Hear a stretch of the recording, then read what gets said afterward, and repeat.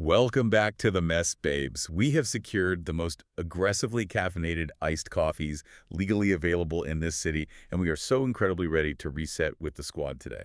Barely ready, honestly, but we are here. Heavily caffeinated. But before we get to the corporate embezzlement and the Bravo reunion seating charts, we need to have a very transparent conversation about the physical and financial state we are currently in. Oh my God, I am literally trembling. And it is not just the espresso. Right, because I'm not, okay, and I know you are actively spiraling. I am, because, babes, we just finished a Friday morning Pilates session. Yeah. Like, we woke up, put on matching sets, and willingly went to a room with reformer machines that look like medieval torture devices. Literally torture devices. And I am sitting here right now having a complete identity crisis because, like, are we thriving? Are we entering our fitness era? Are we healthy girls now? Let me stop you right there before you go putting any sort of wellness influencer title in your Instagram bio. We are absolutely not thriving. You're not? No, we are walking weird. Our core muscles are actively screaming, and I spent 45 minutes on that carriage just aggressively faking my way through the hundreds. Wait, you were faking it? I thought you looked so focused. Bestie, I was literally just pulsing my arms and praying the instructor wouldn't notice I was holding my breath. I had absolutely zero core engagement. I was just trying to survive until the stretching portion. Okay, but we showed up, Yeah. and shout out to our producer extraordinaire, Allison, because she just brought us fresh avocado toast in the studio. Which is saving my life right now. Right, like, we worked out, and now we're eating green things on artisanal bread. Who are we? It feels like a massive step forward in our adult development. It's called overcompensating for the chaos of our actual lives. Oh, totally. But I'm not going to roast the personal growth too hard because this avocado toast is hitting the spot, and I need the sustenance before the real world calls. The dreaded real world. Yeah, dentist life waits for no one. I actually have to go look at human teeth and pretend I have my life together right after we log off. So we have to get through the absolute garbage fire of reality television first. I know. But wait, before we get into the reality TV garbage fire, I need to confess something. Oh, no. What did you do? Because my own personal garbage fire is currently burning. The wellness era we just celebrated. The Pilates. The avocado toast. It was a complete mask. It was a cover for the fact that I am in a full-blown adulting panic. Over what? Because I accidentally opened a Sephora credit card online. And I don't understand the financial ramifications. Wait, shut up. You actually click through the pop-up, the one that flashes right before you hit checkout. I didn't even realize what I was doing until it was too late. I was just trying to buy some setting spray. Yeah. And it hit me with the, do you want 20% off your cart and 3 times the points? Oh, they gotcha. They got me so bad. My brain immediately went, like, obviously I want the points. I deserve the points. I am building a cosmetics empire in my bathroom. Babe, no. I clicked a button, typed in my social security number like it was a fun little BuzzFeed quiz, and suddenly I got a welcome email saying I have a new line of credit. I cannot believe you did that. And it said, I have a hard inquiry on my report. Like, what does that even mean? I am spiraling. This is exactly why they put those pop-ups at the checkout screen when your cortisol is high and your impulse control is completely shot. It's predatory. They completely prey on the point obsessed. But okay, let's actually look at the math here. Let's do a little FICO score analysis because we need to understand the mechanics of what you just did to your financial future. Please, bestie, explain it to me like I am 5. The American education system taught me how to play the Oregon Trail, but absolutely nothing about how Sephora could tank my ability to buy a house. All right, so here is how the credit bureaus look at you right now. Your credit score is basically a trust rating based on a few different pillars. Okay, I'm tracking. One of the biggest pillars is your credit utilization rate. Think of your total credit limit across all your cards as a giant pie. I love pie. Focus. Your balance, what you actually owe, is the slice you eat. If you only eat 5% of the pie, the banks trust you. You look full, you look responsible. Okay, that makes sense. So by opening this Sephora card, you just made your total pie bigger, which means mathematically your utilization rate just went down. That is actually a good thing. Oh, okay, so I'm a financial genius. I should keep it. Not so fast. Yeah. Because here's the trap. You also have something called average age of accounts. Wait, what? Banks like a long, stable history. You just opened a brand new account that is 0 days old. That takes the average age of all your other credit cards and drastically pulls the average down. Oh my God, I'm going to throw up. Plus, as you mentioned, you triggered a hard inquiry. That means a lender actively pulled your full credit report to check if you're risky. A hard inquiry dings your score by a few points immediately. Because I look desperate for debt. Exactly. It signals to the algorithm that you are actively seeking new money. This is so incredibly manipulative. If I cancel the card right now because I panicked, does that reverse the hard inquiry? No, babe. The inquiry is already there. If you cancel it, you lose the extra pie of the credit limit, which raises your utilization rate back up. A&D, you still take the hit for the hard inquiry. That is literally a rigged game. You are structurally trapped. You are just going to have to buy a lot of rare beauty blush to justify this new financial burden. I hate this. It literally feels like dealing with Bravo producers. You are punished for breaking rules you didn't even know existed. The timeline is completely manipulated against you, and there's absolutely no winning once you sign the contract. You just have to sit there on the reunion couches and take the hit. Exactly. Which is actually a flawless transition, girl. Because the mechanics of getting structurally trapped and manipulated bring us straight to the Hamptons. Let's talk about Summer House. Oh, I'm so ready to judge other people's mistakes instead of my own. Right. So the seating chart for the Season 10 reunion just dropped. And the producer manipulation of these couches is a literal masterclass in psychological warfare. Oh my God, I have been staring at this seating chart diagram on Instagram like it's the Marauders map. It is defensive architecture at its finest. Break it down for the squad. Okay, so Andy Cohen is in the middle, obviously. Securing the two first chairs, the seats of honor right next to the host, are Amanda Batula on his left and Sierra Miller on his right. Which makes total sense. They are the emotional anchors of the season. Right, that part is standard. But the absolute gag is who the producers place directly next to them. Sitting right next to Amanda, like shoulder to shoulder, is Wes Wilson. Insane. And sitting right next to Ciara is Kyle Cook. Let's analytically dissect this geography, because putting Wes directly next to Amanda is a deliberate pressure cooker strategy. It's so messy. We are talking about the two people at the absolute center of the biggest timeline-blurring, emotional cheating scandal of the year. If they are touching elbows for 10 straight hours of filming, there is nowhere for them to hide. No escape? When Andy asks Wes a direct question about his intentions with Amanda, Wes can't look away. Amanda is literally in his peripheral vision. The producers want that agonizing, stiff awkwardness where neither of them can maintain a poker face. I am having a visceral reaction to this purely on Ciara's behalf. Imagine sitting directly across from the man who humiliated you and the friend who essentially facilitated it, and they are huddled together on the opposite couch. That's brutal. And let's talk about Ciara's strategy here, because everyone online wanted her to show up in the Ariana Madix red revenge dress, you know, the iconic structural backless moment from the Scandival reunion. Everyone was begging for it. But Ciara explicitly opted out of that. She said she's passing on the revenge look to just wear what represents her current piece. Which is actually the ultimate power move, if you think about it. You think? Absolutely. A revenge dress inherently acknowledges that the other person's opinion still matters to you. It says, look at what you lost. Oh, I see what you're saying. By refusing to play the revenge game, Ciara is communicating total apathy. It says, you don't even deserve the effort of my glam squad. Wow. That is growth. Right. But we cannot let West and Amanda off the hook here because the entire foundation of their defense just got completely blown up. We need to look at the timeline. Oh, bestie, the timeline is officially in ashes. I love a cross-franchise leak, and Mia Ilario from Southern Hospitality just delivered the ultimate one. She came through. She wanted to watch what happens live, and she casually dropped a nuclear bomb on the West and Amanda narrative. Mia revealed that she went on a date with West in New York City back in September 2025. Put a pin in that month. September. Right, September date. Fast forward 2 months to November at BravoCon. Mia runs into Amanda Batula. And what happens? Amanda, allegedly unprovoked, tells Mia to her face that she and West pre-gamed his date with Mia at Amanda's apartment, and that Amanda gave him tips on how to handle the date.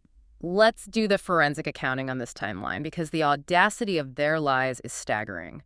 Just a few days ago, Jesse Solomon was sitting in the WWHL clubhouse swearing under oath to Andy Cohen that West and Amanda's little romance didn't blossom until February. September to February is a 5-month discrepancy. 5 months. What were they doing pre-gaming a date in his apartment in September. Shady stuff, obviously. And let's talk about the psychology of the pregame for a second. When a guy brings a girl he's about to date around his female best friend before the date even happens, it is rarely innocent. Never. It is a power play. It's about establishing dominance over the narrative. The female friend gets to look over the new girl, pass judgment, and essentially mark her territory without ever crossing a physical line. Exactly. It's emotional perimeter checking. You don't pregame your date with another girl by hanging out alone in your female friend's apartment, unless the boundaries of that friendship are completely porous. Completely. It proves that the emotional intimacy, the physical proximity, and the blurring of lines was happening half a year before they're admitting. They constructed a completely fake narrative that this was a spontaneous late-season mistake just to minimize the backlash. And it completely backfired. The fans did the math.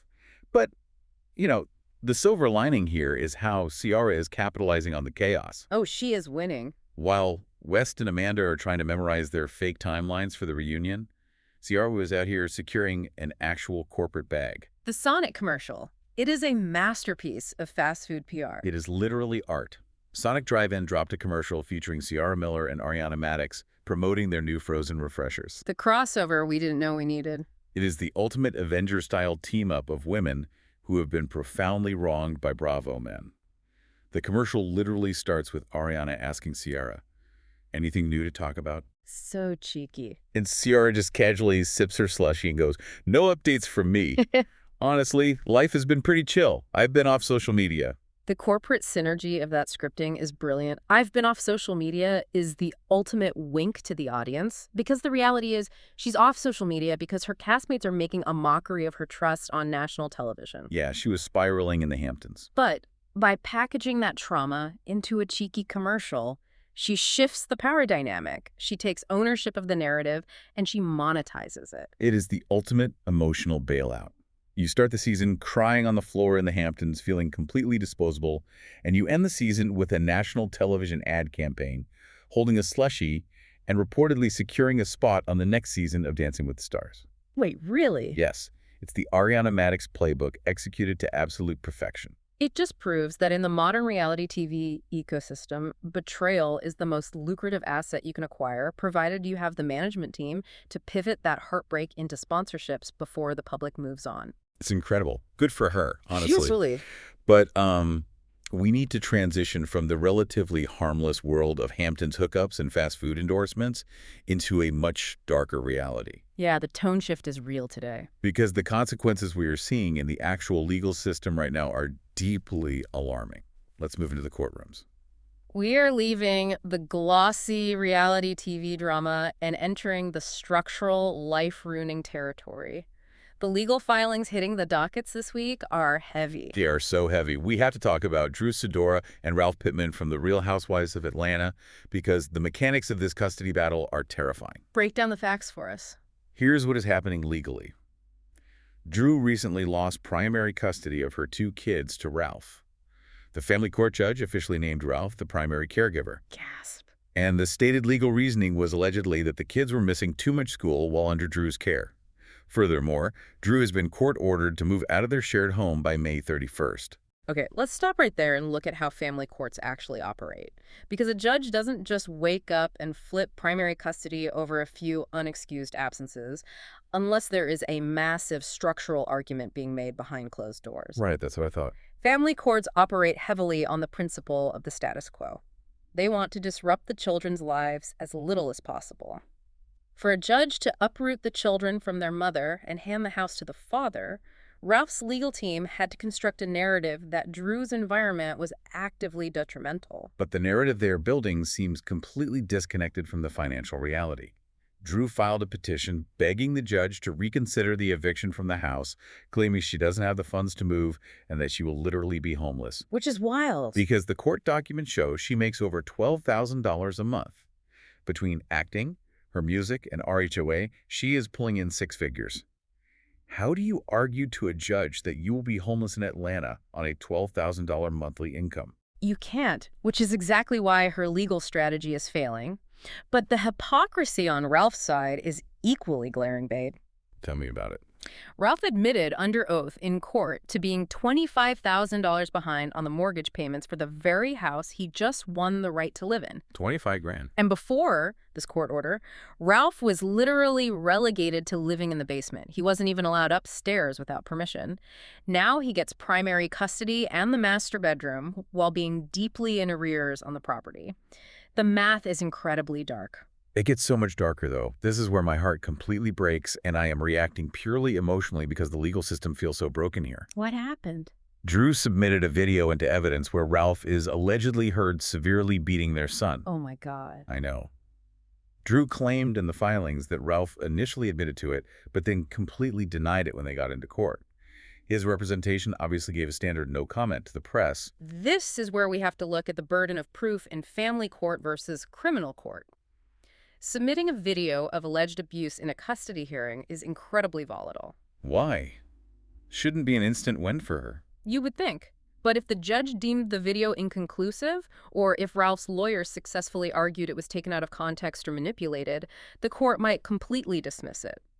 And unfortunately, family courts sometimes view last-minute abuse allegations during a heated custody battle as retaliatory tactics rather than genuine safety concerns. That is sickening. Unless there is a documented history of police reports, judges can be very cynical about perfectly timed videos. Which is an absolutely terrifying reality for victims of domestic violence who are trying to protect their kids. The fact that a judge viewed that video, looked at Ralph being 25 grand in debt on the house, and still said, yes, he should be the primary caregiver and the mother should be evicted, suggests there is a horrifying amount of toxicity occurring off camera that we don't have access to. It stops being entertainment. At this point, it's a tragedy about a broken system and children caught in the crossfire of two people who are utilizing the legal system to completely destroy each other. It really is. It just makes me sick to my stomach. Yeah. But speaking of utilizing the legal system for destruction, we have to talk about the Erika Jayne and Tom Girardi situation. Pivot to Beverly Hills. Because the Real Housewives of Beverly Hills season 15 reunion just aired, and the PR manipulation is working overtime. The Erika Jayne redemption arc is a fascinating study in legal deflection. Let's establish the baseline facts for the squad, just so everyone is clear. Yes, lay it out. Tom Girardi is currently sentenced to over 7 years in federal prison for running his law firm like a Ponzi scheme and stealing $15 million from vulnerable clients, widows, orphans, burn victims. He is a convicted fraudster. Right. Facts are facts. And at the reunion, Andy Cohen presses Erika on the marriage. Andy asks if Tom was emotionally abusive. Erika says yes, completely emotionally and financially abusive. She then reveals this chilling detail, babe. She says Tom once gave her the silent treatment for 6 entire weeks. 6 weeks. 6 weeks. The psychology of the silent treatment is textbook emotional abuse. It is a control tactic designed to make the victim feel entirely powerless and invisible. Exactly. And I have to empathize with that specific trauma. Imagine living in that massive, echoing Pasadena mansion. Your husband is this terrifying, politically connected power broker. You're walking on eggshells, entirely financially dependent on him, and he just refuses to acknowledge your existence for a month and a half. It's awful. She described being constantly terrified of saying the wrong thing on camera because she knew there would be retribution at home. That is a deeply sinister environment. I acknowledge that the environment was likely abusive. But let's strip away the Bravo gloss and look at the forensic accounting of why she is pushing this narrative so hard right now. Okay, do the math. Erika is currently being sued by the bankruptcy trustee for $25 million. The trustee's entire job is to claw back the stolen money that was allegedly funneled into her LLC to pay for her glam squad, her private jets, and her pop star vanity project. And the trustee doesn't care if she knew the money was stolen or not. Right. Exactly. The legal mechanism of a bankruptcy clawback is that if you received stolen funds and you didn't provide reasonably equivalent value in return, meaning you didn't do $25 million worth of actual work for the law firm, you have to give the money back. Or she obviously didn't. Right. So Erika's only defense in the court of public opinion is to paint herself as a total victim with zero agency. Which became painfully obvious when Andy asked her his final question. He asked, if you had one question for Tom today, what would it be? And her question wasn't, why did you steal from plane crash victims? Well, of course not. Her question was, why did you throw me out like that? Because I'm in an almost impossible situation swimming in lawsuits. It always comes back to the inconvenience to her lifestyle. She is utilizing the very real trauma of emotional abuse as a shield against financial accountability. So on. She wants the audience to view her purely as a victim of a bad husband, completely sidestepping the fact that her expensive lifestyle was directly subsidized by the victims of his crimes. It's the definition of cognitive dissonance. You can hold two truths at once, right? Like, Tom was a terrifying abuser. AD Erika is acting with a staggering lack of empathy regarding the stolen money. And Bravo will monetize that ambiguity for as many seasons as they possibly can. Absolutely they will. Rounding out this deeply heavy legal analysis, we have an update on the Artem Chigvintsev and Nikki Garcia divorce. Oh, this one made me so mad. Artem went on Peter Murgatroyd's podcast and finally spoke out 2 years after his 2024 arrest on a domestic violence call. This interview was a literal masterclass in weaponized incompetence. That is exactly the phrase. He told PETA that the split was inevitable, but then he tried to explain his mindset, claiming he would have never left the relationship on his own because he was, quote, raised differently. Oh, please. He said he was raised not to leave a marriage and that their son Mateo was the reason they stayed together as long as they did. So his defense is essentially, the relationship was toxic, it was fundamentally broken, but my traditional upbringing prohibited me from filing the paperwork. Yes, and I have to push back on this logic so aggressively. You are not a victim of your upbringing. You are using your upbringing as an excuse for cowardice. Preach, girl. You are saying you would never act like an adult and legally separate, so instead, you just stay in a pressure cooker environment, letting the resentment and toxicity build until there's the disastrous traumatic implosion. Exactly. You wait until the police are called to your home and you are led away in handcuffs to do the dirty work of ending the marriage. It is insane. It is entirely avoiding accountability. By saying it was inevitable, he is removing his own agency from the situation. He is acting like the divorce was a weather event that just happened to him, rather than the direct result of his inability to communicate and safely exit a volatile situation before it escalated to police involvement. Yes. It is deeply unfair to Nikki, and it is incredibly damaging to their son to frame the trauma as inevitable. It's just exhausting. But let's take a massive deep breath, babes. We need a palate cleanser. Desperately. We are pivoting from the heavy legal trauma of family court and federal prison, and we are moving into the corporate boardrooms and the plastic surgery clinics. Because if there's one thing reality stars excel at, it is a delusional business hustle. Oh, thank goodness. Give me a low-stakes white-collar crime accusation. Give me a shadow corporation. I need it. Bestie, I will give you the most ridiculous shadow corporation of all time. Let's talk about Jill Zarin and her alleged pickleball embezzlement scheme. The words Jill Zarin and pickleball embezzlement in the same sentence is why I love this genre of television. Break down the lawsuit. Okay, so Jill Zarin and her boyfriend Gary Brody are currently being sued by an investor named Noah Springer. Noah claims that he invested $500,000, 500,000 actual dollars, for a 25% stake in a company called Pickle Pro Labs. $500,000 on pickleball. Yes. And their flagship product was something called the Go No Go. What is the mechanical function of a go-no-go? Does it hit the ball for you? Is it a brand advisor? The name itself sounds like a scam. I genuinely have no idea what it does, but Noah believed in it enough to drop $500,000. He alleges he was promised a $5,000 a month salary as part of the deal. Okay. But then, in May 2024, salary abruptly stopped. And here's where the lawsuit gets incredible. Noah is alleging that Jill and Gary not only used the corporate funds to pay for their own personal expenses, but that they essentially set up a shadow LLC to funnel the profits and cut him completely out of the business. Okay, let's explain the mechanics of a shadow LLC for the squad, because this is fascinating if it's true. Please explain. When you invest in an LLC, you own a percentage of the revenue that flows into that specific corporate entity.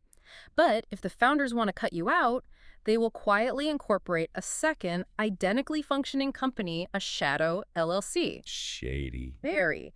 Then they take all the intellectual property, all the vendor contracts, and all the customer payments, and they reroute them into the new company's bank account. Wow. It's like building a secret trapdoor under a casino table. You think your money is in play on the felt, but they are actually funneling all the chips directly into the basement where you don't have the key. That is a brilliant analogy, and it perfectly describes the audacity of this situation.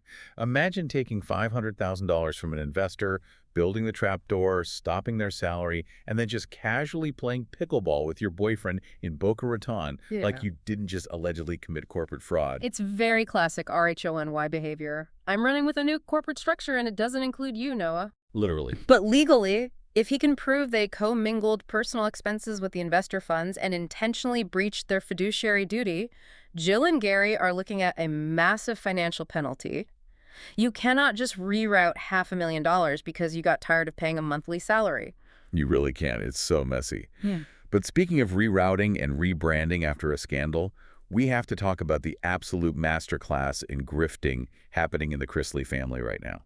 Oh my God, the Julie Chrisley post-prison facial reconstruction. I have been analyzing these photos like the Zapruder film.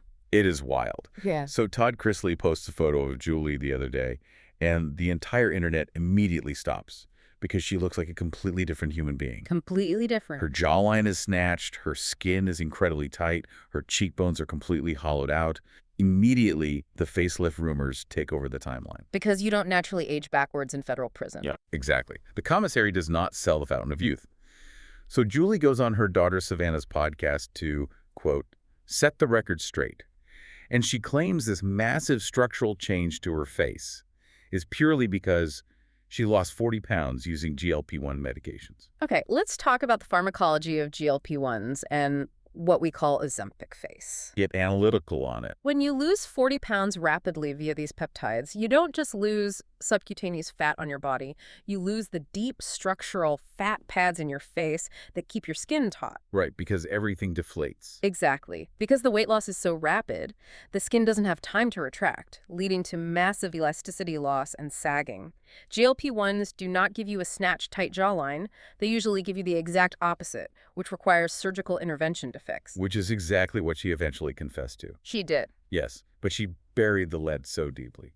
She admitted that, yes, she saw Dr. Charles Galanis, the exact same plastic surgeon who performed Savannah's liposuctions to, quote-unquote, enhance her weight loss. She got a post-prison facelift to fix the GLP-1 sagging. Yes. But the real grift here isn't the plastic surgery. It's how they are monetizing the lie. Oh, babes, wait until you hear this. Because where did Julie get these GLP-1 medications? She got them from Savannah's new online pharmacy business. Should I? They are literally pushing unregulated FDA gray market weight loss peptides on their podcast audience. The absolute shamelessness belongs in the Smithsonian. They just got pardoned for massive multi-million-dollar bank fraud and tax evasion. The ink on their federal release papers is barely dry. Barely dry. And what do? They immediately launch a compounded pharmacy hustle. They are selling weight loss strips to their fans, pointing to Julie's surgically altered face as the result of the drugs, and completely minimizing the fact that a Beverly Hills plastic surgeon had to pull her skin back to make it look like that. It is a double grift. It's an illusion wrapped in a scam. Buy our monthly peptide subscription, but ignore the $50,000 surgical intervention required to look like the after photo. It is the ultimate smoke and mirrors. But honestly, the delusion required to pull off a hustle like that is the exact same energy required to enter a Bravo recording studio. Which is the perfect transition to our next block. Because we are moving from physical delusions to auditory delusions. The reality TV music industrial complex is firing back up. Please tell me we are not getting another Tom Sandoval cover band tour. I cannot handle the trumpet. Worse, or maybe incredibly better, depending on how you look at it. Yeah. Lisa Barlow is making music. I need to lie down on the reformer machine again. Lisa Barlow from The Real Housewives of Salt Lake City is stepping up to the microphone. Yes. She posted a video on TikTok this week. She is sitting in a control room at a place called Vibe House Studio, which already sounds like a parody of an LA recording studio. Of course. She is sitting there with two producers named Jack O'Dell and Jed Jones. And Lisa looks dead into the camera, completely serious, and says she is working on a, quote, really sick project. Let's talk about the economics of Housewives vanity tracks because they are fascinating loss leaders. Nobody is screaming this. Right? Nobody makes money off Spotify streams of a housewife song. You do it for the club appearance fees. Luanda Lesup's practically invented this with Money Can't Buy You class. Iconic. You drop an incredibly heavily auto-tuned, campy track, and suddenly you can charge $20,000 to lip-sync it for 3 minutes at a gay club in West Hollywood. Exactly. And her producers know exactly what they are doing. In the video, one of them literally says, "This song will be the only thing you listen to for the year." So where does Lisa Barlow fit into the pantheon? We have Luan's cabaret camp. We have Erika Jayne's expensive club tracks funded by stolen money. Is Lisa going to give us a spoken word fast food anthem, a techno beat drop where she just lists the ingredients of a Diet Coke? I am emotionally fully ready for it. I want a heavy bass line. I want her whispering, "I love myself enough for the both of us," over a synthesized beat. I don't care if it's objectively terrible. I will stream it on loop. I am a captive audience to her specific brand of narcissism. You are actively enabling the delusion. But speaking of enabling musical delusions to mask career insecurities, we need to talk about Shanna Shea. Oh, Shiana, the ultimate spiraler. Tom Schwartz went on Watch What Happens Live, and Andy Cohen, knowing exactly what he was doing, asked Schwartz about Shiana's mental state. Messy. Because Lala Kent obviously jumped ship, took over the Valley, and has become the breakout star of that ensemble, leaving Shiana in Vanderpump Rules limbo. So Andy asked Schwartz, on a scale of 1 to 10, how jealous is Sheena of Lala right now? And what did Schwartz say? Because his PR spit is usually terrible. He always stumbles. He completely fumbled it. He claimed Sheena is only a 3 out of 10 on the jealousy scale. A 3? He told Andy that Sheena is actually totally at peace, that she's taking a year off to work on her marriage to Brock, and that she is currently in the studio dropping new music soon. A 3 out of 10. A 3. Sheena Shea hasn't been a 3 out of 10 on the jealousy scale since she was born. The lying is structurally unsound. Let's look at Sheena's psychological profile, babe. This is a woman who spent an entire season of television crying because she wasn't picked to be on Dancing with the Stars. Literally sobbing. Her entire self-worth is tied to her Q rating and her camera time. The idea that Lala Kent, her supposed best friend, who she has been actively throwing shade at, is now anchoring a hit spinoff while Shiana is unemployed. Shiana is a 15 out of 10 on the jealousy scale. She is pacing the floors in Marina Del Rey right now. Mm. You know, she is obsessively tracking Lala's filming schedule. And the excuse that she is working on her marriage is such a transparent PR cover for the fact that she wasn't offered a full-time contract for the Valley. Exactly. You aren't taking a sabbatical for love, Shiana. You were demoted. And returning to the recording studio to make new music is just a desperate attempt to manufacture a storyline and stay relevant in the press cycle when the Bravo cameras aren't strictly mandated to follow her. We don't need Good as Gold Part 4. We really don't. It's the thirst for relevance. But sometimes that thirst isn't just about career trajectory. Sometimes it's incredibly literal, deeply awkward, and crosses every single social boundary imaginable. Oh no. Who are we talking about now? We had to talk about Heather Gay from Salt Lake City because her behavior is getting out of control. What boundary did Heather completely bulldoze this week? Okay, so Gabby Windey, the former Bachelorette, went on the YouTube show First We Feast. They play a game where you either eat an impossibly spicy chicken wing or you have to reveal a massive secret. Great format. Gabby, trying to save her esophagus, drops a bomb. She reveals that at a recent event, Heather Gay explicitly came up to her and told Gabby that she wanted to sleep with Gabby's wife, Robbie Hoffman. To her face. Yes. Gabby said she had to publicly remind Heather that she and Robbie are strictly monogamous. They literally just got married in January 2025 during the Los Angeles wildfires. They're in the honeymoon phase, and they are absolutely not looking to open their marriage for a real housewife. The psychology of Heather Gay's boundary pushing is fascinating. It's this bizarre mix of performing for an invisible camera and a genuine lack of social awareness. She operates on pure, chaotic acid. If she sees a boundary, her instinct is to immediately test its structural integrity. I always used to compare her to a golden retriever that just jumps on everyone, but it's much worse than that. She is like a bulldozer in a china shop that doesn't have a reverse gear. She just keeps moving forward, completely oblivious to the discomfort she is causing the people around her. Do you remember the Cynthia Bailey story from Real Housewives' Ultimate Girls Trip? It is burned into my memory. Cynthia dressed up as her male alter ego, 50 Cent, with a little drawn-on mustache. And she later revealed that Heather Gay was hitting on her so aggressively and so relentlessly that Cynthia genuinely got terrified that Heather was going to try and physically drag her back to her hotel room. It's the refusal to read the room. Heather uses her messy, relatable persona as a shield to behave with absolute impunity. It makes for incredible reality television when she is confronting a cult leader, but in polite society, it is deeply unsettling. Deeply. Gabby Windey was probably just trying to hold her wife's hand and drink a complimentary cocktail, and suddenly she's fending off a proposition from a woman who owns a med spa in Utah. It's exhausting. But how these personalities are packaged and sold brings us to our final block of the day, Squad. We need to look at the broader reality TV landscape because the entire economic model is shifting. Networks are getting desperate. So desperate, and reality stars are finally starting to crack under the pressure. The streaming wars have reached the reality TV trenches. Let's look at the new slate of shows dropping, because it feels like the casting directors are just throwing darts at a board blindfolded. Hulu is leading the charge with a show called The Mob. It is an Italian villa competition show with a $250,000 prize pool. Sounds normal so far. But the cast. It's hosted by indie film queen Parker Posey.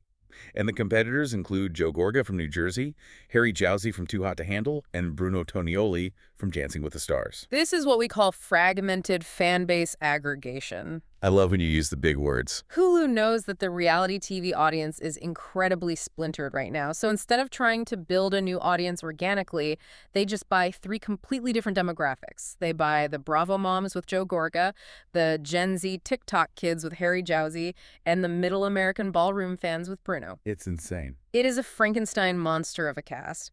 How do those 3 men even communicate? What is the shared language between a New Jersey house husband and a 20-something Australian influencer? I have no idea, but I am going to watch every single second of it to find out. But Hulu is also giving Khloe Kardashian a new show called The Girls, which is just her and her LA besties like Malika. Khloe described it in the press release as unhinged. Which is PR speak for highly produced, deeply sanitized, and completely boring. You think. The Kardashian machine doesn't do unhinged anymore. They do controlled narrative deployment. They will sit in a beige kitchen, eat massive salads out of plastic bowls, and discuss a highly curated, mild inconvenience for 6 episodes. You are so cynical, but you're right, which is why I am much more excited about Netflix's new offering, Members Only, Palm Beach. This is the authentic mess I crave. Have you read the synopsis of the pilot? Educate me on the Palm Beach elite. It follows these older, incredibly wealthy women. In one of the first scenes, a woman named Gail Brophy gets completely blackout drunk on morning Prosecco for a birthday party on a pontoon boat. Morning Prosecco on a pontoon, iconic. Right. She loses her balance, falls over on the deck, and is allegedly stuck on the floor for 15 minutes. But instead of blaming the alcohol or the rocking boat, she accuses her friend, Rosalind Yellen, of pushing her. And not with her hands, she formally accused Rosalind's glutes of knocking her over. Wait, she blamed an assault on a rogue butt cheek. Yes.